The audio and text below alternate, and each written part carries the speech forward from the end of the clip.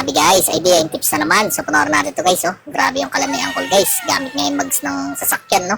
Nakita natin dito, iyawan na, tapos pwede pang lutuan. Grabe, double purpose na naman to guys. So makikita natin dito guys, yung pagkasunod-sunod to. Gumamit rin siya ng rim ng ano rito, tricycle o ng motor, no. So makikita natin dito, hiniway isa sa tatlo. Parang stand to guys yung gagawin dito ni Uncle, oh. So makikita natin dito yung gulong ipinatong, tapos inisipatan na rin sa ilalim at saka dun sa taas, no, nilagyan ng dalawang tubo. So makikita natin dito, so yung bakal na pabilog si Uncle. Kung gagawin dito na naman na talaga namang papaanga tayo dito guys. So makikita natin dito para ipinantay niya dun, no. Siguro gagawin niya parang grills, no. Yun, para sa iyawan to guys. Tapos makikita natin dito,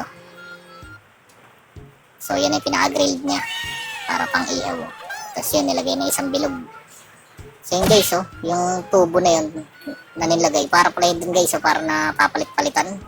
So nisprayan na nga, oh, para mas maganda yung kalalabasan. Grabe, lupit talaga ito ni Uncle, ah. Talaga naman, kakaiba talaga dumali ito si Uncle. Lalo pa natin si mga kalan, no. Ayos na ayos, oh. Siyempre kailangan i-demo kung paano gamitin yan, no, o kung gagana.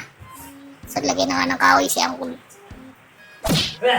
So nagsalang ng parang sabaw, no. So kita natin dito, gumagana talaga guys, oh. Tapos tinabi lang, oh. Tapos sinalpak naman yung pang-ihaw ng karne. Grabe, lupit talaga. Ayos, galing.